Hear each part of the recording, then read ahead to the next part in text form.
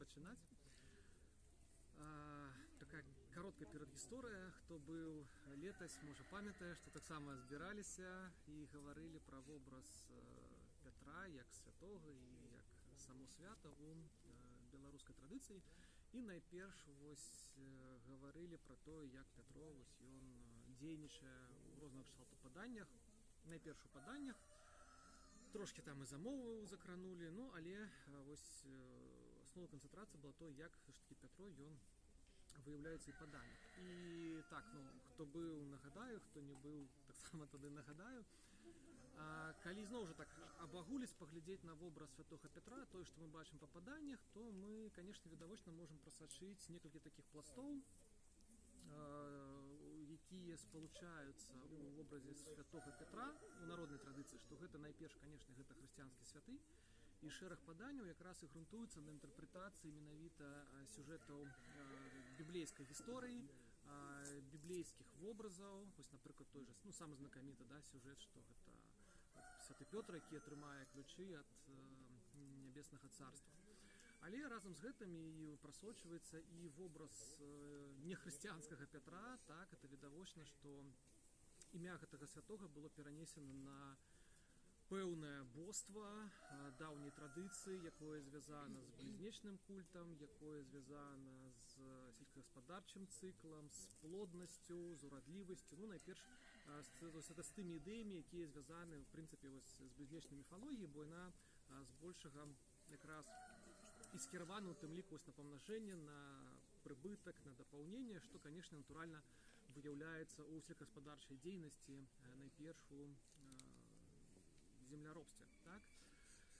І калі я сёлета думаў працягнуць гэтую тэму, бо на самой справе мы далёка не пра ўсе сюжэты пагаварылі, пра якія ёсць пра святога Пятра, хаця, канешне, асноўныя мы паспелі так разгледзець.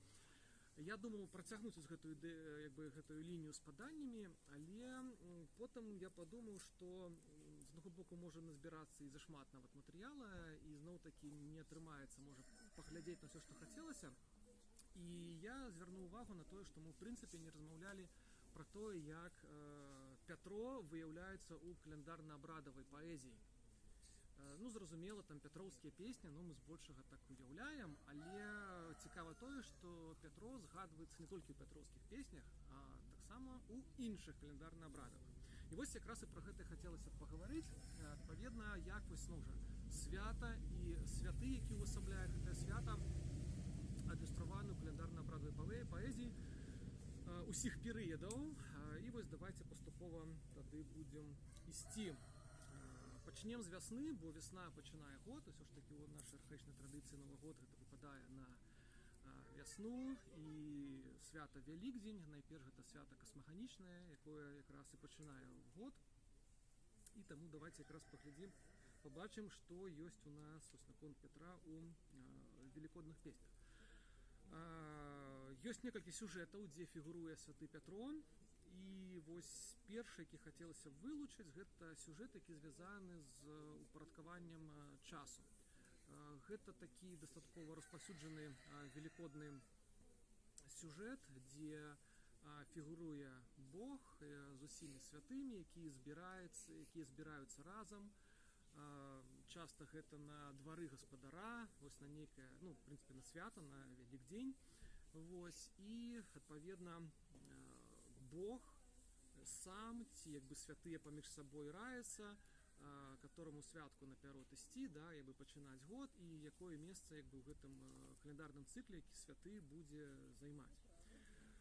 І тут, канешне, ёсць натуральна, што згадкі пра свята Пятра, але да гэтых згадак пра святога Пятра мы яшчэ дойдзем. Тут цікава звярнуць увагу трошкі на іншае, на тое, што ёсць якраз такі велікодныя сюжэты, дзе гаворка ідзе пра тое, што гэты парадак каляндарнага часу, якое свята, у якім парадку, за якім ідзе, вызначае не проста сам Бог, а менавіта сам Бог з Пятром. Я эту цытату якраз назбіраў. Наприклад, по тим шатром сам Бог з Петром шахується, де рахується і так далі. Которому святу наперад ісці. І зноў жа, тут ми можемо згадати, калі хто пам'ятає, одну калядную песню, якую вось мы мінулы раз разглядалі, про тое, што якраз Бог з Пятром пачынаюць спрачацца, і вось гэта зноў такі спрэчка, яна носіць такі касмаганічны характар, і тут чарговы раз вось мы бачым, як Пятро выступае з аднаго боку, да, гэта можна, канешне, паспрабаваць патлумачыць і в прынцыпе хрысціянскай традыцыі, якая гаворыць пра тое, што Пётр як такі як намеснік Бога на зямлі, як першы з апосталаў, бо менавіта яму гэта быў перададзены, да, ключ ад царства небеснага. Але з іншага боку тут таксама можна прасачыць вось гэтае такое тыпалагічнае падабенства з паданнямі дуалістычнымі пра стварэнне свету, калі Бог з нейкім вось сваім паплечнікам яны разам ствараюць свет, адпаведна яны ўдвух вось і вызначаюць не толькі як будзе выглядаць гэты свет, як выглядае ландшафт, але ў тым ліку і то, як гэты свет напаўняецца, і ў тым ліку вось напаўняецца часам. Бо, канешне, не толькі прастора важна, не толькі прастора ствараецца ў час стварэння свету, але таксама і час. І вось мы бачым зноў-такі, што гэтую функцыю выконвае сам Пятро. І што яшчэ раз паказвае на тое, што гэты святы мае дастаткова вызначальную ролю вось такой народнай міфапаэтычнай традыцыі. І адпаведна таксама можам такія спрабаваць рабіць высновы, меркаванні пра тое, што тое боства, якое замяняе Пятро падчас хрысціянізацыі, яно таксама мела вельмі вялікае значэнне і ўдзельнічала ў вось стварэнні свету. Пры гэтым наступны сюжэт, які звязаны таксама з велікоднай традыцыяй, гэта той сюжэт, які можна назваць сюжэтам пра зніклага Бога. Вось своечасна, якой звярнуў увагу Сергей Іванович Санько, напісаўся якраз асобны артыкул і зрабіў такой выдатны агляд вось такіх зноў жа прамых тыпалагічных паралеляў паміж хецкай традыцыяй старажытнай і беларускай велікоднай традыцыі, дзе мы фактычна назіраем адзін і той жа міф пра тое, як вось на пачатку года, фактычна ўвесну, багі збіраюцца на бяседу, збіраюцца ўсе багі, але адсутнічае бог Таліпіну, гэта сын бога Навальніцы. Ён знікае, і свет пачынае занепадаць. У тым ліку пачынае занепадаць багі, багі не могуць есці, не могуць піць, дакладней яны могуць гэта рабіць, але яны ўсё роўна адчуваюць і голад, і смагу, і гінуць расліны, жывёлы, і так далей. І, адпаведна, багі выпраўляюцца шукаць у гэтага зніклага бога ўрадлівасці Таліпіну, яны яго не знаходзяць, і па чарзе пасылаюць шукаць кагосьці, і ў рэшце-рэшт знаходзіць яго пчала, і ён праз розныя, скажем так, абставіны урэшце вяртаецца ў свет, і свет аднаўляецца, і зямля зноў пачынае радзіць, і такім чынам вось гэта сімвалізуе вось гэта веснавое аднаўленне свету, вось якраз тое, што адбываецца, абнаўляецца на Новы год. І ў нашай велікоднай традыцыі мы таксама бачым выдатна вось гэты сюжэт пра зніклага Бога, аналагічны матыў, усе Бог з усімі святымі, яны разам збіраюцца зноў-такі на раду, няма, але пры гэтым няма аднаго са святых. Звычайна знікае ў нас гэта святы Юрай, які зноў жа з'яўляецца народна-хрысціянскім вось такім апекуном плоднасці, урадлівасці, той, хто апладняе зямлю, адкрывае зямлю сваімі ключамі. Дарэчы, пра гэты момант у Юрія ключы, у Пятра ключы, пра гэта таксама яшчэ на гэта звернем увагу. У каго, скажем так, ключы правільныя, у каго не. Вось, і тут тыпалагічнае падабенства, але цікава, што зноў-такі бачым гэты момант у велікодных песнях, што ёсць такія тэксты, якія гавораць пра тое, што не проста Бог заўважае, што адсутнічае хтосьці са святых, але зноў-такі заўважае гэта Бог з Пятром. Пад тым шатром сам Бог з Пятром да святых лічыць, ой, лічыў, да не далічыўся, да святога Юрыя спамыліўся.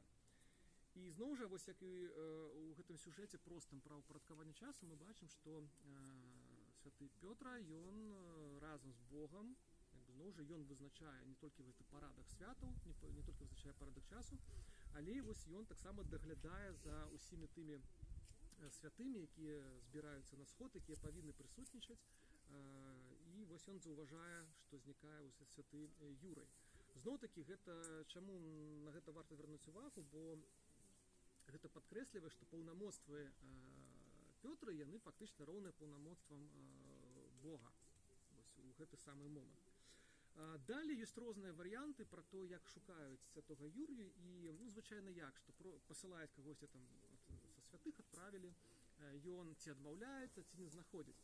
Но тут ужо ў велікодных песнях мы бачым такое варыятыўнасць разнастайную. Дзесьці ёсць песні, дзе сам як бы Пятро выпраўляецца шукаць святога Юр'я, ён яго знаходзіць, ён яго як бы вяртае назад.